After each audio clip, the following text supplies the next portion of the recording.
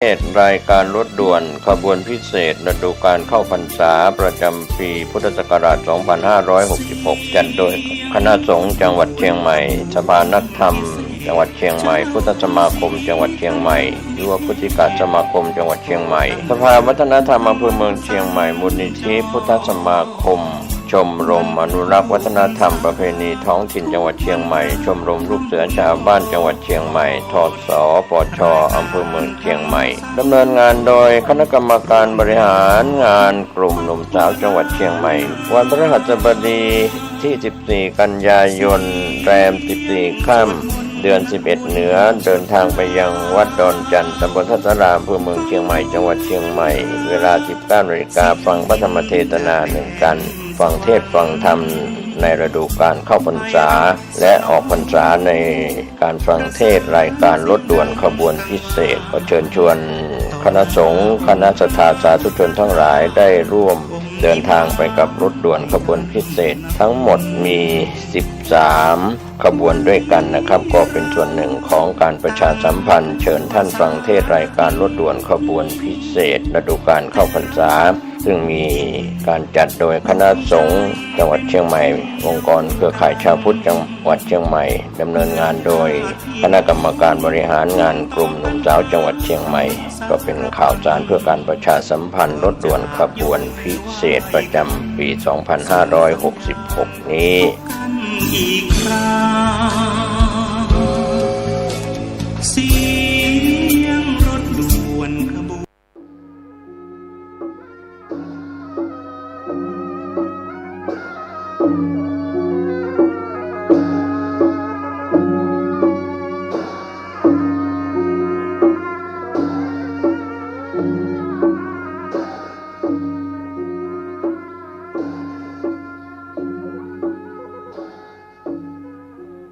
ขอความเจริญในธรรม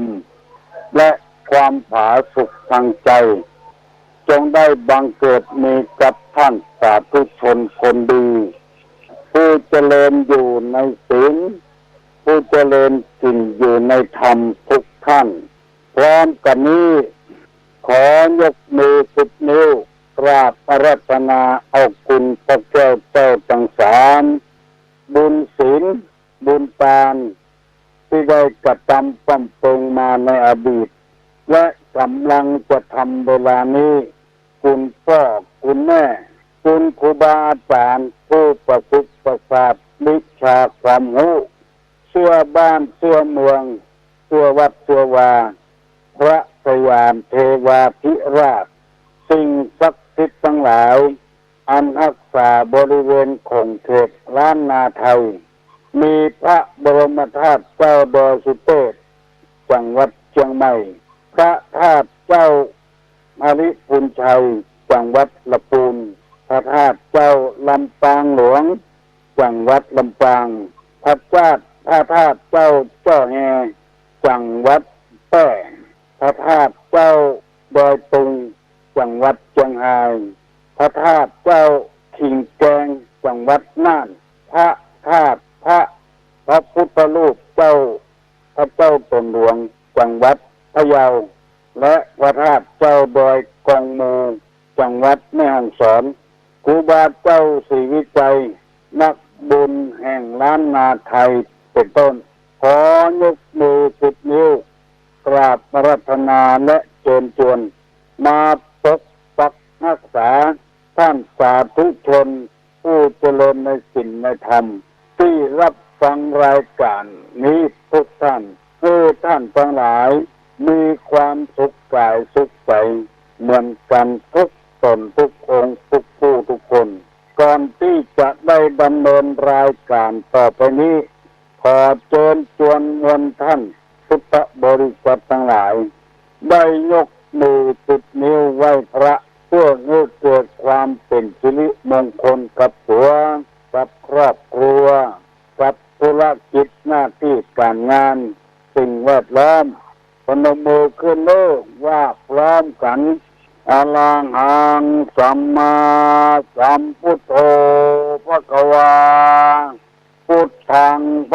วันตังอภิวาเทมิกราบ สวากาโตภะคะวตาธัมโมธัมมังนัมมัสสามิกราบสุปฏิปันโนภะคะวะโต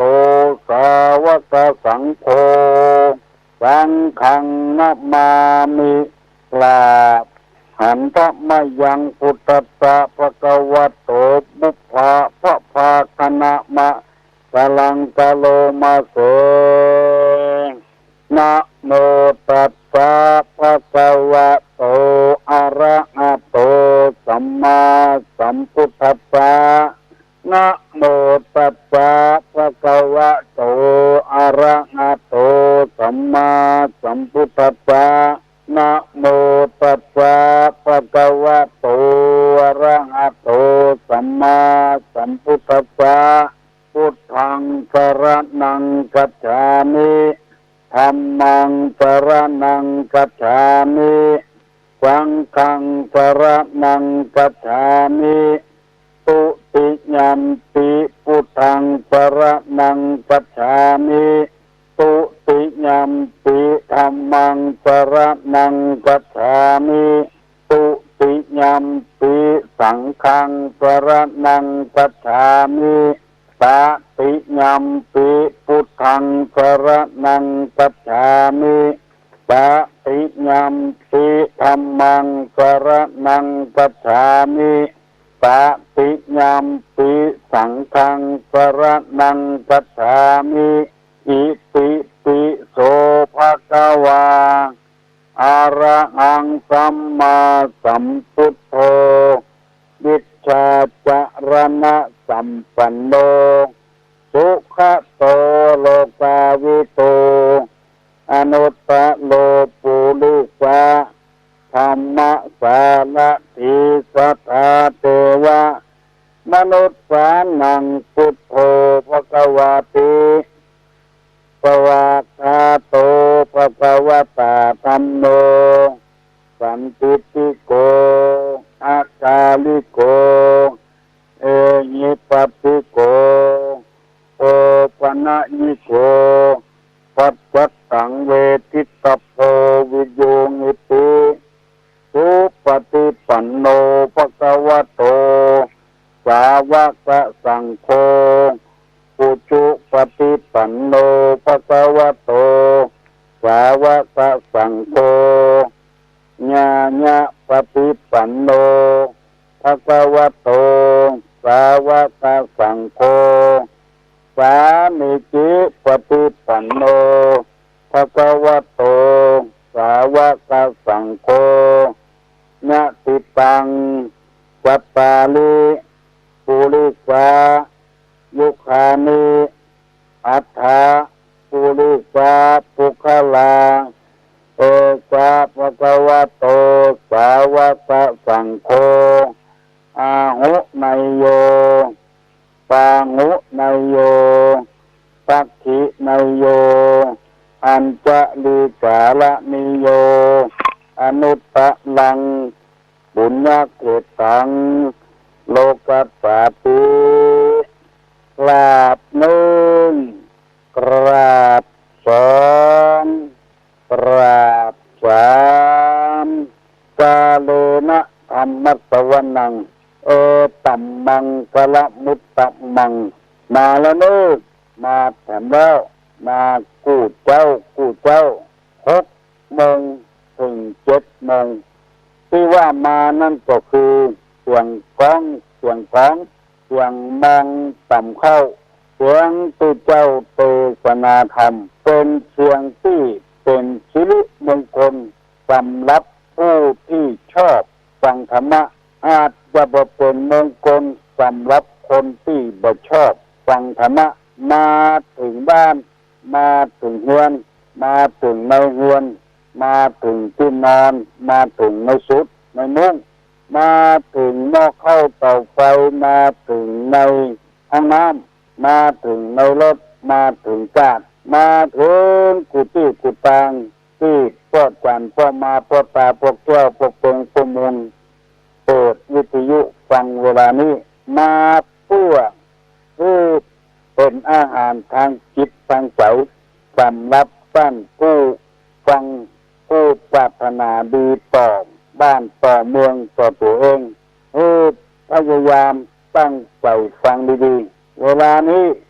ได้มีสถานีวิทยุทั้งชุมชนและวิทยุต่างๆได้ถ่ายทอดเอาเสียงนี้ออกกระจายเสียงหลายจังหวัดหลายอำเภอเช่นจังหวัดแพร่จังหวัดน่านจังหวัดเชียงรายจังหวัดลำพูนอำเภอฝางอำเภอเป้าวิทยุชุมชนได้เปิดรับเอารายการนี้ให้บ้านได้ฟังเพื่อเป็นคติสอนอกสอนใจชีวิตประจำวันให้คนเอานี้มีจิตใจเข้มแข็งขึ้นบอกให้อ่านต่อโลกบอกให้อ่านต่ออาธรรมลุกขึ้นมาปฏิบัติธรรมฟังธรรมกันการฟังธรรมตามกาลเวลาจะเป็นมงคลชีวิตของเราตลอดไปเวลานี้ยังบ่ได้ทำการทำงานอย่างตัวกำลังนอนอยู่ก็มีกำลังลุกอยู่ก็มีกำลังขับรถอยู่ก็มีกำลังจะนึ่งข้าวหุงกวางก็มีกำลังจะซักผ้าซักตัวอยู่ก็มี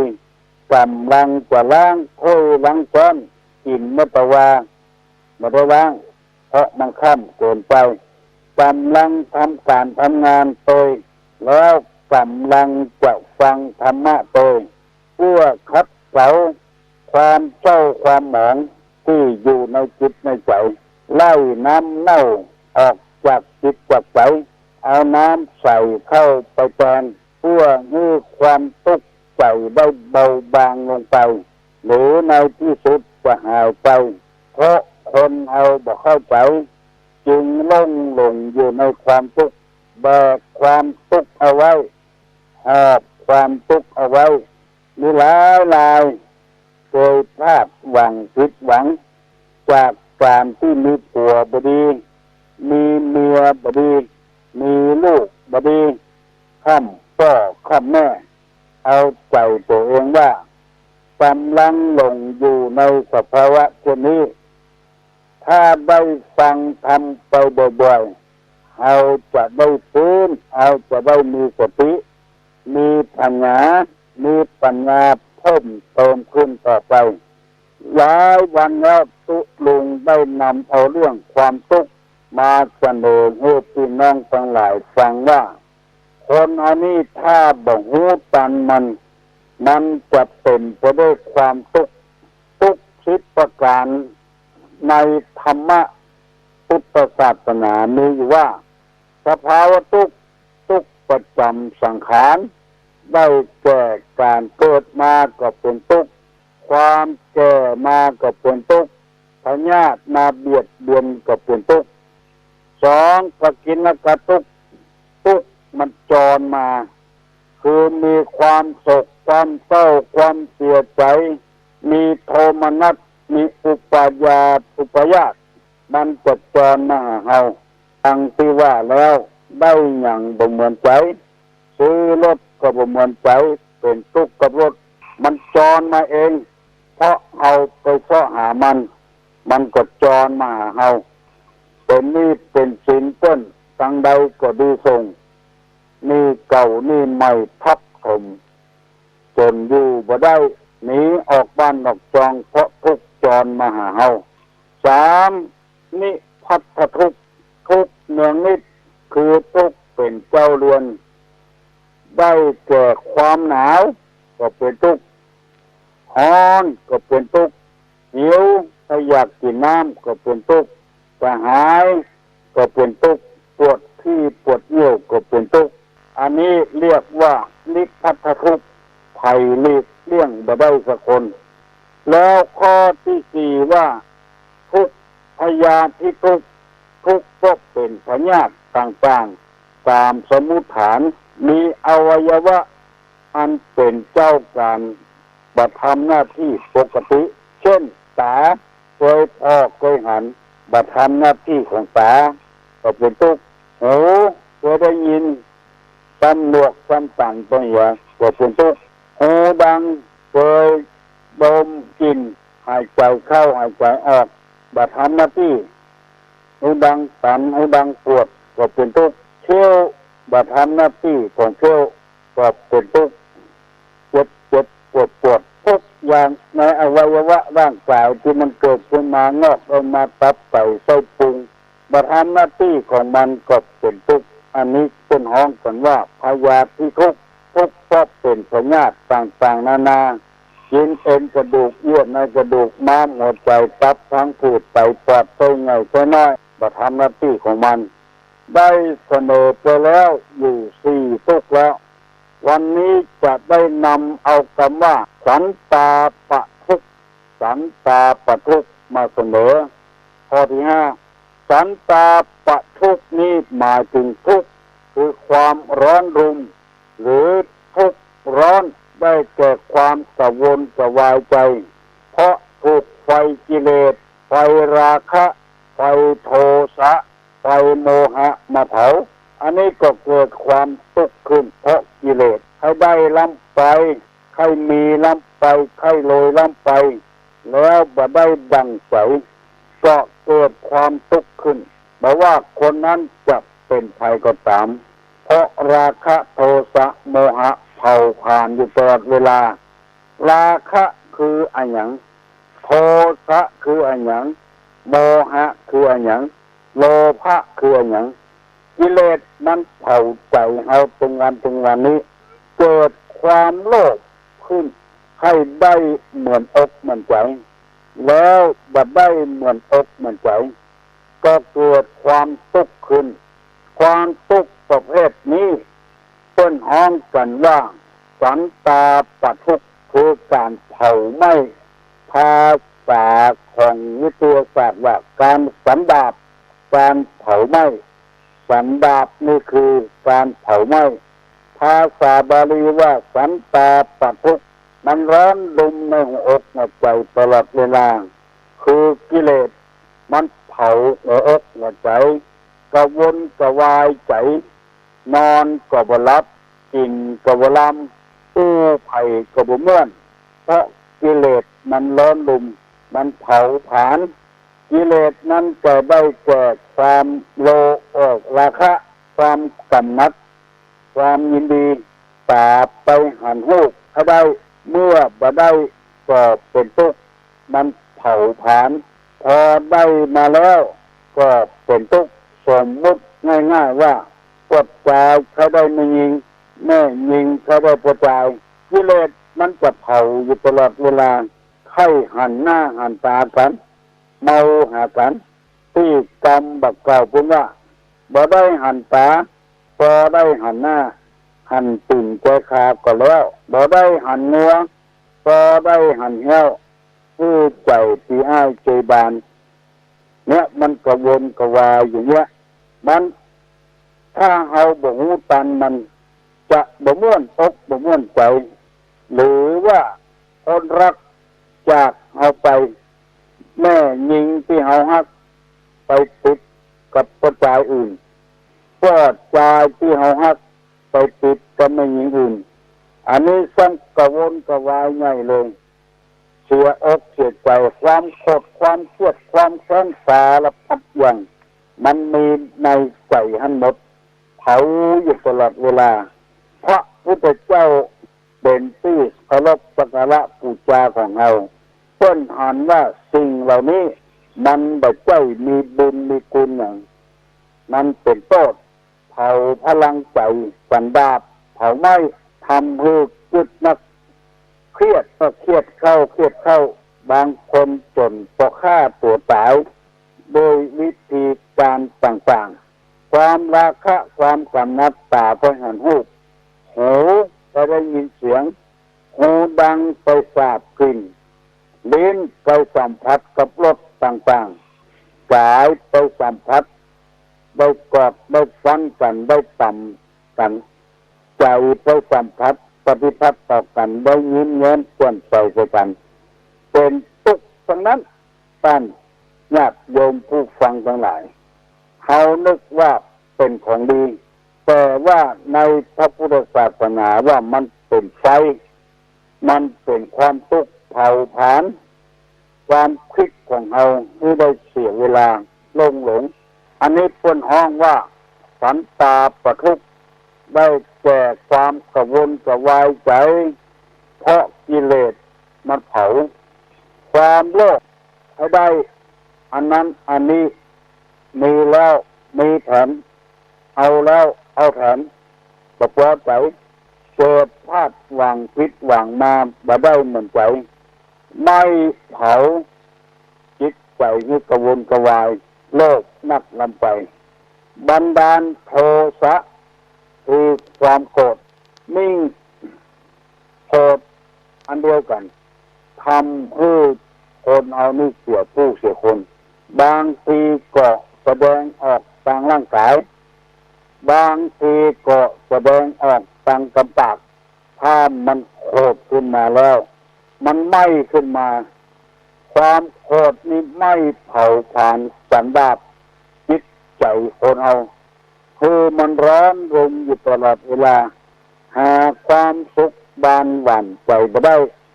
ต้านผู้ฟังทั้งหลายวิธีฆ่าความโกรธนี้คือมีเมตตาธรรม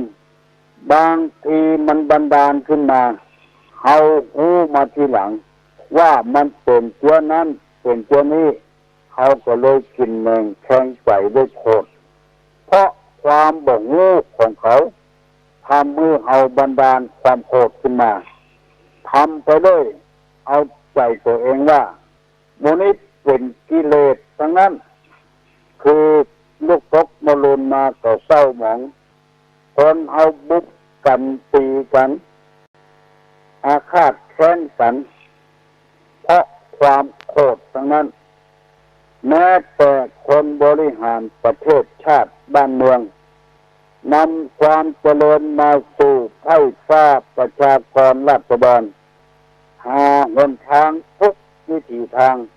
ที่จะให้ชาวบ้านชาวเมืองได้อยู่เย็นเป็นสุขแต่แล้วมีคนใดคนหนึ่งเกิดบันดาลโทสะขึ้นมาความโกรธขึ้นมาจะมีวิธีเดียวเท่านั้นคือทำลายจะเอาระเบิดขว้างจะยิงจะฆ่ากันก็เพราะกิเลสร้อนลุ่ม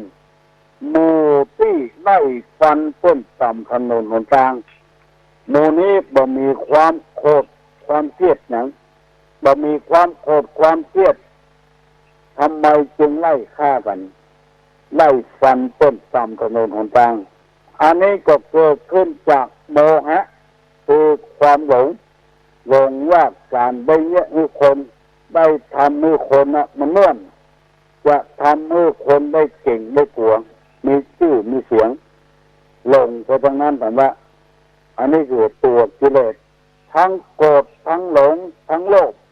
มันลุมเล้าอยู่ในจิตในใจโลภะโทสะโมหะเข้าเผาผ่านจิตใจสันดาปอันนี้ควรฮ้องว่าสันตาปทุกข์วิธีแก้สิ่งเหล่านี้ถ้าเอาพอผลมันแก้ยากถ้าเอาจะแก้อย่างเดียวนั่นก็คือคนเอานั้นมีชะตาชีวิตบ่เหมือนกันบางช่องก็เกิดในตระกูลสูงตระกูลที่ร่ำรวยบางช่องก็เกิดในตระกูลต่ำทุกข์ยากลำบากชีวิตคนอันนี้บ่เหมือนกันคือพอเอาธรรมชาติถ้าพอเอาธรรมชาติแล้วเอาจะได้สบายใจโลภะโทสะโมหะมันจะหายไปธรรมชาติที่ว่านี้เช่นไรเช่นมะม่วงหรือมันหน่อยใหญ่มันกันหมดมันเป็นไปบ่ได้เชื้อไผ่เชื้อมันลำไยจะให้มันเหมือนกันหมดก็เป็นไปบ่ได้เชื้อไผ่เชื้อมันมะม่วงบางเชื้อก็หวานบางเชื้อก็ส้มสุกแล้วก็ยังส้มอยู่บางเชื้อก็หวานหน่อยใหม่ๆก็ยังหวานอยู่มันเป็นธรรมชาติถ้าเอางูเรื่องธรรมชาติแล้วเอาจะได้สบายใจคนเอานี้มันต ถึงวันนี้มันหลงอยู่ในวัตถุนักเกินไปมีรถอยู่กันแล้วยังบ่พอใจตัวไปซื้อทันกันถ้าเศรษฐกิจมันล้มเหลวขึ้นมารถที่เขาซื้อมาบ่ได้รับคนโดยสารบ่ได้รับจ้างใส่ของอยู่บ่ได้เขาก็เดือดร้อนกันแล้วเพราะบ่มีรายได้ส่งให้เพิ่นเพราะความโลภของเขามันเผาผ่านอยู่ตลอดเวลาเกิดความทุกข์ใจขึ้นแล้วก็มาเวทนาตัวเขาว่ามันเป็นกรรมเป็นเวรของเขาคนอื่นมันบ่เป็นอย่างนี้เขาอย่างเป็นอย่างนี้เพราะความโลภของเขาเพราะความโกรธของเขาเพราะความหลงของเขาหลงในทางที่บดีบงามผัวก็มีอยู่แล้วไปติดปัจจัยอื่นแถมบัดซอดใจในผัวของตัวเองเมียก็มีอยู่แล้วบาปซอดใจในเมียของตัวเองกิเลสมันเผาผ่านอยู่ตลอดเวลาให้ของตั้นผู้ฟังทั้งหลายจะเป็นผู้เจ้าพระนายเป็นพระเจ้าไม่มีข้าราชการบ้านเมืองพวกค้าพาณิชย์คนทำให้ทำสวนตั้งอยู่ในสภาวะที่มัชฌิมาปฏิปทาที่พระตถาคตของเราได้ปฏิบัติมาอย่าไปเข่งน้ำไปอย่าไปงานน้ำไปนอกก็หายพอดีอย่าไปไข้รวยเกินไปอย่าไปขี้ค้านเกินไปนอกก็หายพอดีถ้าโคตรมาแล้วก็เอาใจตัวว่าใครว่าบ่ฟังเพราะความโกรธเมื่อลุนมาก็เลยกินแหนงแทงใจได้เนี่ยคนก็เลยรู้กันว่าเมื่อโกรธนี่มันเป็นที่บุกลูกบุกเมียตีลูกตีเมียบุกเข้าของทรัพย์สมบัติเมื่อมันบันดาลโกรธขึ้นมาอันนี้มันเผาอยู่ตลอดเวลามันสันดาบเรียกว่าสันตาปะทุกเผาตลอดเวลาใครได้ยศถาบรรดาศักดิ์ลาบลาหาวิธีการต่างๆที่จะให้เปิ้นห้องว่าเป็นพ่อหลวงเป็นพ่อกำนันเป็นอบตก็เป็นพระครูก็เป็นเจ้าคุณก็ยอมไปเสียเงินเสียทองแม้กระทั่งผู้เจ้าเพราะความโลภมันเกิดขึ้นเมื่อปีที่แล้วหนังสือพิมพ์ลงผู้เจ้าต่างภาคอีสานได้เป็นพระครูสัญญาบัตรมายังแบบได้จนเอกตัวได้จนโทแล้วมีหนังสือมาหาบอกว่าพระคุณเจ้าทำความดีมามากมายกายกองท่านจะได้เป็นเจ้าคุณเพราะว่าต่างเจ้าต่างนายต่างบนเขาพิจารณาแล้วว่าท่านเหมาะสมจะได้เป็นเจ้าคุณก็เลยเอาเงินให้เปิ้นเมื่อรู้มาเสียอกเสียใจเพราะว่ากิเลสมันเผาผลาญมันสันดาบหมู่นี้เป็นต้นแม้กระทั่งตัวเจ้าเปิ้นจะเอาพระป่ามาทอดเอาไปเอามาตัวตัวที่สามขอเงินไปใจเนี่ยก่อนสัก10,000เพื่อจะได้ประสานงานเอาพระป่ามาทอดเอาเงินเปิ้นไปเสียบ่ได้สักกรรมถ้าจะได้ก็เหี้ยวเพราะความโลภเกิดขึ้นในจิตในใจเผาผลาญแม้กระทั่งผู้เจ้าพระนายอยู่ในวัดในวาก็เดินไหวพระพุทธรูปถึงวันอรหังสัมมาสัมพุทโธภควาก็ยังเอาพระพุทธรูปไปขายกินอยู่ทั้งที่นุ่งเหลืองห่มเหลืองเพราะกิเลสทั้งนั้นแล้วเกิดความทุกข์ขึ้นมาต้นยับได้ต้นจับได้ความร้อนดุมของกิเลสบางทีนึกภาพได้ว่าจะเป็นเช่นนั้นเช่นนี้มันเป็นไปไม่ได้ก็เลยเกิดความทุกข์ไปหันทีวีมันลงหมายมั่นตั้นมือนักน้ำไปมีลูกสาวเอาไปส่งเรียนพยาบาลก็หาทำงานได้ปีเดียวกำลังเป็นเงินเป็นทองรถไปเจอลูกสาวเลยมาร้องให้ร้องห่มอยู่ในทีวีเรียกร้อง ความเสียหายที่ลูกคนเสียแข้งเสียขาบัดใจมอกแสนสองแสนเป็น7 ล้าน8 ล้านฮัลโหลไปสาเจริญพรราชการครับลุงครับลุงครับผมเคยรู้คำว่าคุณหกประจำหมายความว่าอะไรครับคำว่าคูณ6จู่นี่บอกใครได้เนอะเอาไว้บนพูกบ่เนาะครับคำว่าคุณหกนะครับครับคูณของพระธรรมนะลืมไปห้องแล้วเนาะว่ามันจะไปเสี่ยงไว้บนพูกเนาะครับผมจะลองฟังนะครับเจริญพรเพราะกิเลสมันเผาผ่านเกิดความทุกข์ขึ้นอันนี้เป็นเหตุให้คนเขาเกิดความทุกข์มีคำถามออกมาว่าความรักที่ใดมีรักที่นั่นมีทุกข์ในพระพุทธศาสนาก็ว่าจะอ่านแต่เพื่อนเอามาอู้กันหลายศาสนาบางศาสนาก็ว่าความรักแบบเจ้าความทุกข์ความรักเป็นกุหลาบสูงตัวอยู่บนแผ่นดินมีกลิ่นหอมที่มันเป็นทุกข์นั้นก็คือความราคะความจริงมันก็อันเดียวกันนะฮักนักก็ทุกข์นักสมมติว่าเอาฮักลูกนักลูกเกิดเจ็บเกิดป่วยเอาก็เป็นทุกข์บอดใจว่าจะฮักไม่ยิงฮักกระจายอย่างเดียวมันเป็นฮักกูอย่างเข้าของทรัพย์สมบัติอย่างเฮาฮักแก่นตาเฮาเนี่ยฮักใครมันหันทีมันเข้าบัดทีก็เกิดเป็นความทุกข์ขึ้นมาอันนี้เป็นพุทธภาษิตที่ใดมีรักที่นั่นมีทุกข์ไร้สุขเกิดกรรมจริงเหมือนคำพระศาสดาอธิษฐานวาจาเกิดชาติไปหนาอย่ารักใครปรางดวงใจอย่าได้มาผ่านเพราะฉะนั้นของืดปากันเบาๆเนี่ยนะกิเลสเนี่ยมันเผาเฮาตลอดเวลาเรียกว่าสันตาปทุกข์กิเลสเผาผลาญฮัลโหล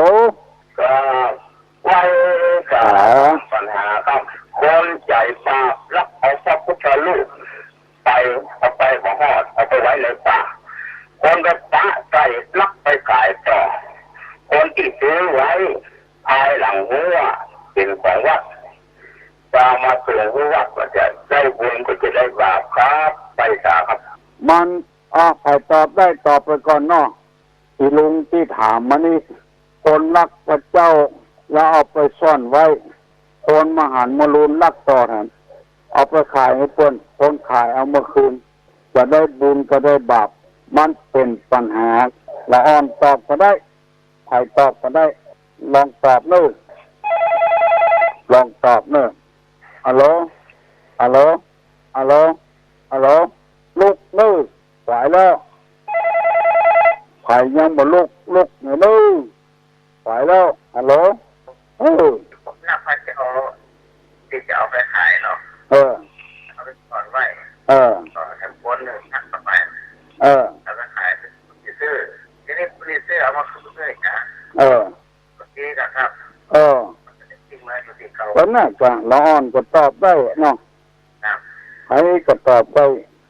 ไม่สาครับผมเจริญพรอันนี้ลุงแถมผมนึงเนอะอยู่บ้านไหนลุงอยู่ทางแม่แจ่เนี่ยลุงโตไม่สาครับเจริญสวัสดีครับขอถามปัญหาว่าอันศัตรูที่สำคัญที่สุดของพวกเขาน่ะมันมีกี่ส่วนครับผมศัตรูสำคัญของพวกเขาน่ะมันมีที่สำคัญที่สุดครับที่มันได้การที่สุดอันก็บอกให้เพี้ยนไปไหนกิเลสนะจ๊ะหาราคะโทสะโมหะความโลภความโกรธความหลงความอิจฉาหวายต้นอันเนี้ยคือเป็นศัตรูร้ายกาจของคนอย่างเงี้ยยังกับอย่างเงี้ยหวายต้นตัวจะทำก็บ่ทำคนได้หวายต้นอันเนี้ยคือศัตรูที่ร้ายกาจ ใครได้เหมือนเปิ้นโลภะเปิ้นซื้อหวยเปิ้นถูกใกล้ๆเคียงใครได้ตัวเปิ้นโน่นไปซื้อตัวเปิ้นอันนี้คือสัตว์หลู่ร้ายกาจคือกิเลสนั่นเองกิเลสนั่นเองเป็นเหตุที่คนเอากระวนกระวายใครได้ง่ายๆมาออกบ้าออกแหงอย่างตรงวันนี้มันเป็นไปอย่างอันง่ายไปเพราะระบบของบ้านเมืองมันเป็นไปอย่างอันฮัลโหลไว้จะทำปัญหาครับผิวได้ลืมบ่ได้กล้าได้จะกินขึ้นบ่ได้อย่างนี้ครับไอ้จ่าครับเกี่ยวได้ลืมบ่ได้กราบได้บินบ่ได้ใครได้ตอบเนอะวันนี้จะขออนุโมทนากับญาติกับโยมที่เอาสตางค์มาออมเพื่อเป็นทุนการศึกษาของพระเนนที่จะจัดงานวันที่16นี้พ่อน้อยจันแม่จันเปงบ้านปัจจี้เอามาออม1,000 บาทฮัลโหลจ้าสาธุเจ้าขอทราบปัญหาลุงบังหรอนะเขาได้มาได้นี่ก็อาจจะมาก็ต้องลุงเนาะกาได้ดินมาได้นี่ก็อาจจะตุลีจ้ะถ้าจะถูกต้องละพ่อน้อยจันแม่จันเปงปัจจี้1,000 บาทนายสุรภพนางรุ่นคำตา1,000 บาทที่เอามาออมกับตุลุงนะนายบุญธรรมไกรราชละปูน1,000 บาทพระใบดีกาไกรราชวัดหนองเงือก5,000 บาทคุณกรกฎสิริชัยยาบุญแม่เหี้ย500 บาทนางนงนุชโลหะนัน200 บาทชมรมผู้สูงอายุนครพิงค์3,000 บาทสภาวัฒนธรรมตำบลนนแก้ว 50,000 บาทก็มีแสงนุน500 บาทพระครูคำมุลวรธรรมโม500 บาทคุณอเนกคุณอุไรบรูญสนธยา 4,500 บาทเฮียเม้งอันนี้ก็ขอบคุณอนุโมทนาเน้อไปจะร่วมบุญกับคณะสงฆ์อำเภอแม่ริมกับมูลนิธิบุญญาภรณ์วันที่16นี้เน้อเขาจะได้ฉลองพัฒมหาปรริญญา4 ประโยคสอบที่วัดโสพนารามฮัลโหลสอบที่วัดโสพนารามแล้วก็นักธรรมตรีโทเอกกับอภิธรรมฮัลโหลไว้จะทำปัญหาครับคำว่าปัญญาปกครองเมืองมีอำนาจคนขยันผู้เมืองแต่มีปัญญาเนี่ยโสดหนึ่งส่วนมากคนกลัวทั่วโลกคือปัญญาอย่างครับไว้จะครับจะตอบเลยเนอะเพื่อบ่ให้มันเยืดเยื้อปัญญาที่คนกลัวทั่วโลกนี่คือปัญญามัจจุราชมัจจุมารคือความตายบอกว่าไปสักคนบอกว่าหมดเจอดุมเอามือเขาจีโล่นจนบ่มีเบี้ยตัวตายมัจจุมารคือมรณะฮัลโหลครับไปสาครับผมพอทำปัญหาว่าตะกี้ต้องตอบมาว่าอันที่ผมถามว่าสัตว์รู้ที่สำคัญที่สุดนั่นคือมีกี่ตัวตุลุงตอบมาแล้วว่าโลภะโทสะโมหะแม่ก็ครับแล้วก็ผมจะถามว่าเมื่อสัตว์รู้ตกมันคือแล้วเขาจะใช้อะไรอย่างมาฆ่ามันนะครับครับผมก็ให้สาครับจะเอาอย่างมาฆ่าโลภะโทสะโมหะโลภะนี่ก็คือความโลภในพระธรรมคำสอนพุทธศาสนาบอกว่ามีสันโดษคำว่าสันโดษนี่พอใจมีเมียก็เมียคนเดียวพอละมีผัวก็ผัวคนเดียวพอละยินดีในผัวในเมียของตัวเองมีรถก็มีรถกันเดียวพอละถ้าเอามีเงินซื้อสดอันนั้นบอกว่า เขาบ่มีเงินซื้อสดนี่ไปดาวมาแถมรถกันเก่ายังส่งไปเสี่ยงด้วยไปดาวรถกันใหม่มาส่งแถมอันเนี้ยคนฮ้องว่าไม่สันโดษไม่ยินดีอยากได้ไปเลยฆ่ากิเลสด้วยโทสะคือเอาเมตตาธรรมเข้าใส่บันดาลโทสะเอาเมตตาธรรมเข้าใส่พระพุทธเจ้าแก้ปัญหาต่างๆอย่างที่สมัยหนึ่งพระองค์ทรงไปอยู่ในท่ามกลางของเดียรถีผู้บ่มีศาสนาบูเดียรถีกดด่าพระพุทธเจ้าด่าว่าขี้ค้านลุกมาก่อวันนี้การบิณฑบาตกินข้าวกระเพื่อนจนพระอานนท์ทนบ่ได้ขอมือพระพุทธเจ้าหนีพระพุทธเจ้าถามอานนท์ว่าอานนท์มันมีอย่างที่มันว่าก่อนว่าเอาขี้ค้านเอาบ่เนี่ยอย่างขอกินของชาวบ้าน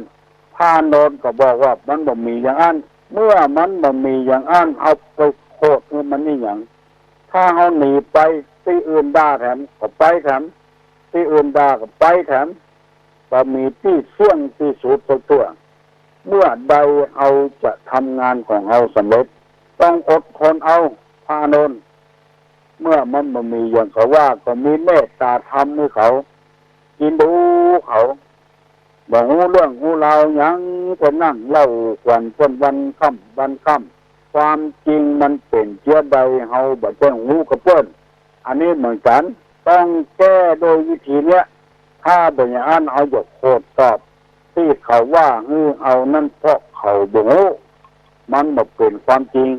บางอย่างมันเป็นความจริงแต่ก็เปิงเขาว่าเมตตาธรรม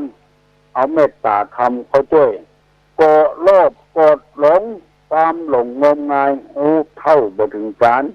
อันนี้จำเป็นจะต้องปรึกษาหารือกับผู้รู้ทั้งหลายว่าเอาจะเนี่ยจะได้มันเป็นไปจะอี้แล้วเพราะทิฏฐิมานะความกระด้างกระเดื่องของเราจึงเป็นไปจะอี้โอ้หลวงพ่อถามนี่ถูกต้องเนอะเพื่อจุดประกายแสงสว่างลูกคนได้หูต่อไปแถมเดือดร้อนเป็นวันก็เพราะโลภะโทสะโมหะเป็นไฟที่เผาตัวอยู่ตลอดเวลาคนที่เพิ่นบ่เดือดร้อนเพราะเพิ่นปราศจากโลภะโทสะโมหะคนที่เดือดร้อนทั้งนั้นที่เกิดจากโลภะโทสะโมหะความหลงว่านึกว่าจะได้ดีกลับบ่ได้ดีก็มีสมมติว่าเอาเขาได้เงินนักเพิ่นเลี้ยงหมูกำ4 ตัว 5 ตัว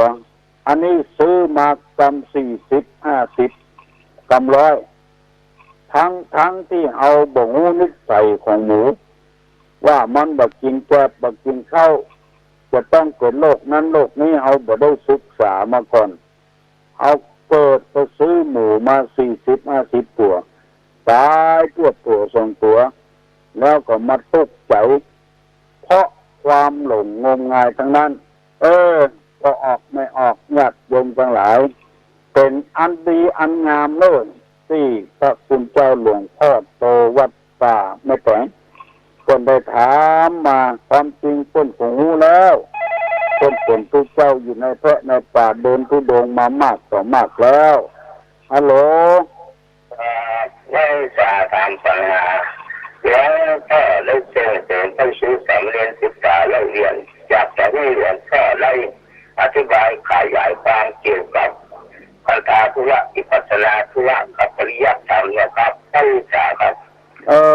เอาบักให้ผู้อย่างออกมานัก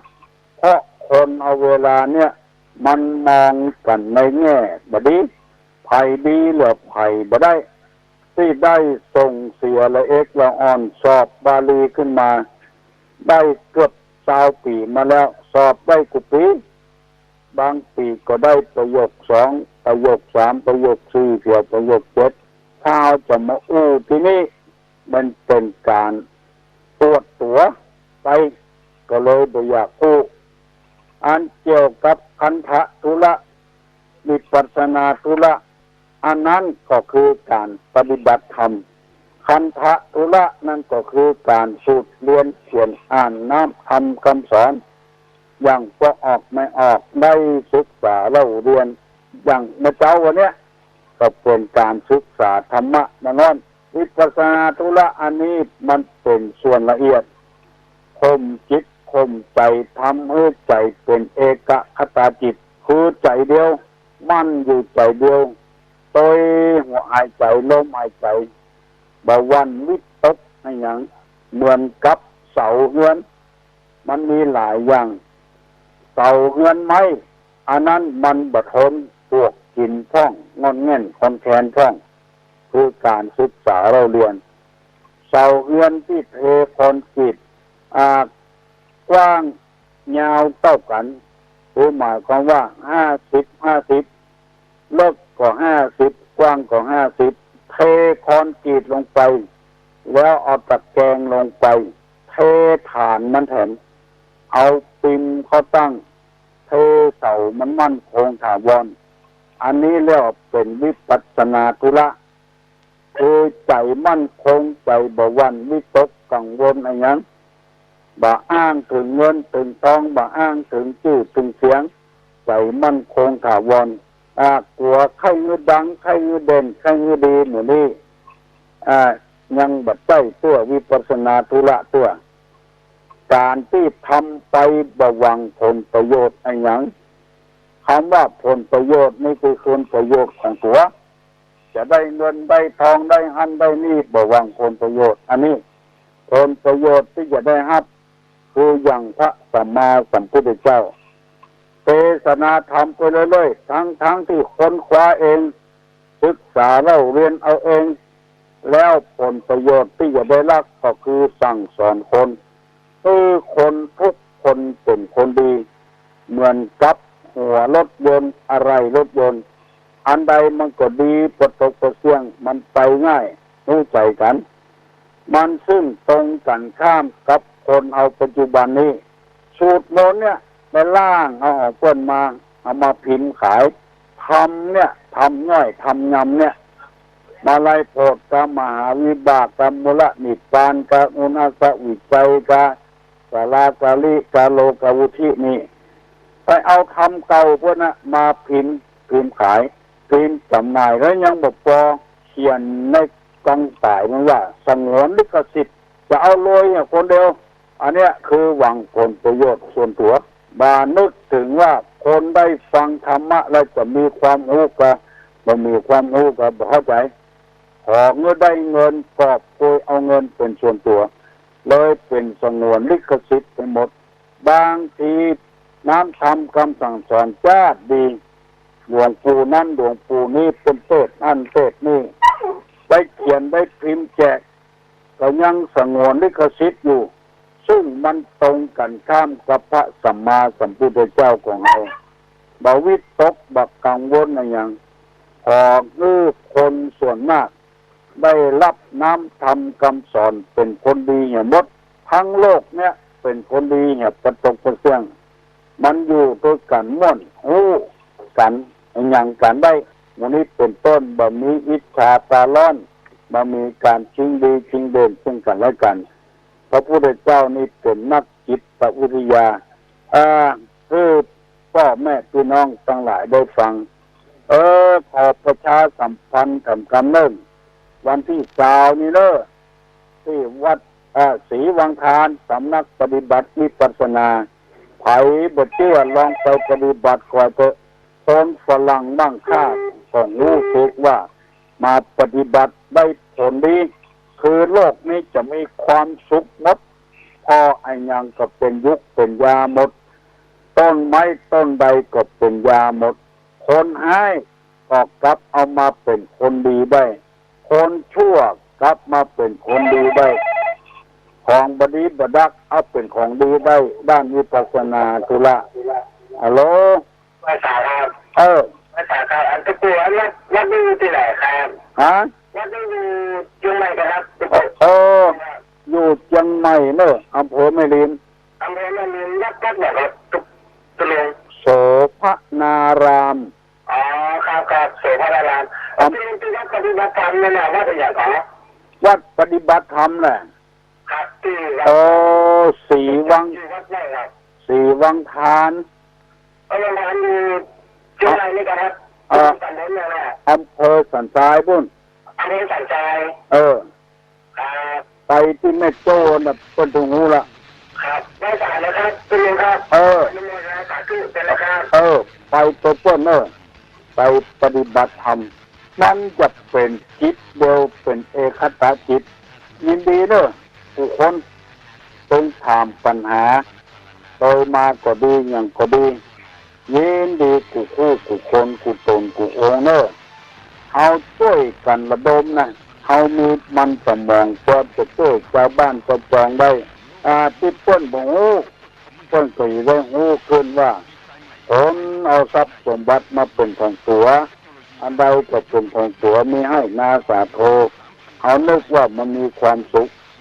ตายหลังมาแบ่งกันบัดเต้าเดียวกันคลิกหัวกันเพียงหัวกันฆ่าฟันบั่นแตงอันนี้เป็นทรัพย์ภายนอกมันแบบจีรังแบบยั่งยืนนึกว่าเข้าของเงินคำมันมีก้ามีสินตากันเอาตุลุงไปประเทศอินเดียละอ่อนมาขอสตางค์โดนนั่นตอนนั้นยังมีใบสิบอยู่ไม่ใช่มีเหรียญกันประเดี๋ยวเอาใบสิบบอกเอาทั้งที่ใบสิบของเอานะเต้า20 บาทของเอาบอกเอาแต่เพราะไอ้ยังแต่มันไม่มีก้าอยู่แล้วเงินไทย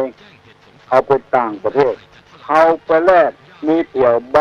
500ใบเถี่ยวใบ100คุณเอามาจ่ายบ้านเอาก็บ่มีความหมายอย่างสักอย่างเอาไปเงื่อนในไผ่ก็มาเอาเลิกว่ามันเป็นของดีของงามมีเงินมีทองไว้ในที่สุดมาก็เดือดร้อนอย่างที่ลงหนังสือพิมพ์เอา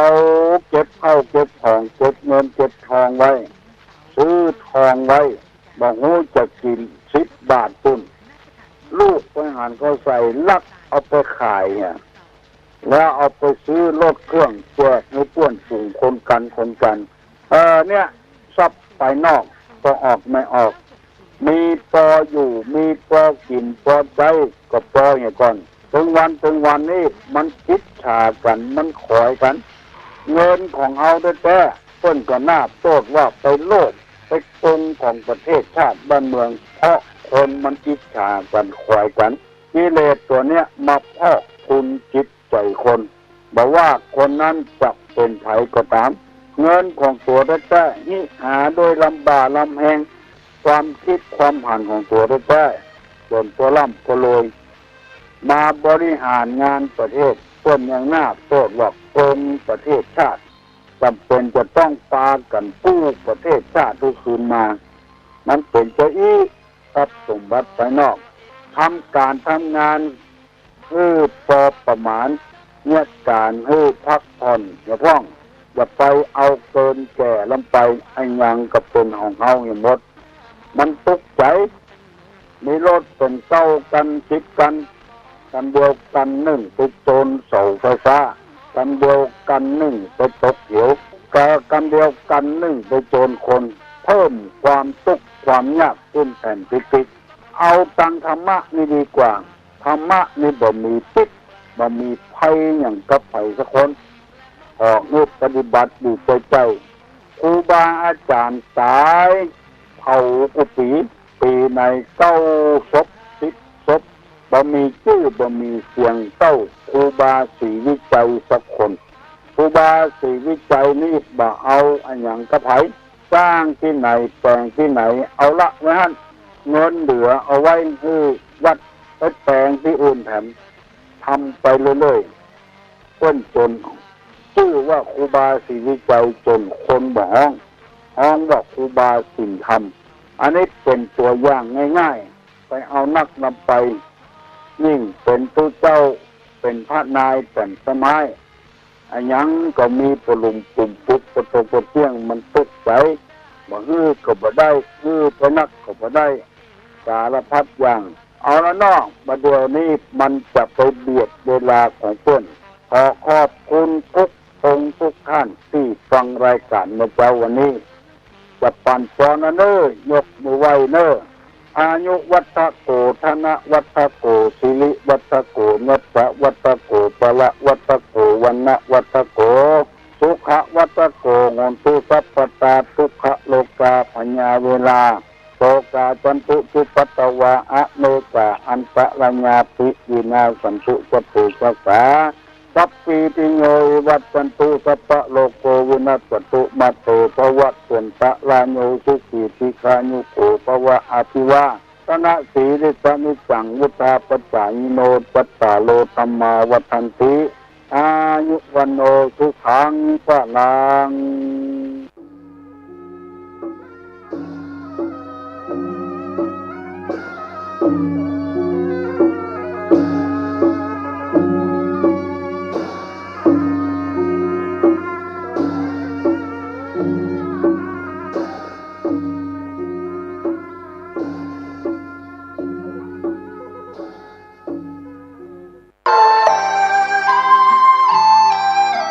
ข่าวสารเพื่อการประชาสัมพันธ์ร่วมปฏิบัติบูชาเพื่อถวายเป็นอาจารยบูชาวันครบรอบ100 ปีชาตการพระเดชพระคุณพระพรหมมงคลไฝปัตนาหลวงปู่ครูบาทองสิริมังคละมหาเถระระหว่างวันที่10 ถึง 21 กันยายนพุทธศักราช 2566 ณ มหาสาราหทัยนเรศวัดพระธาตุสีจอมทองว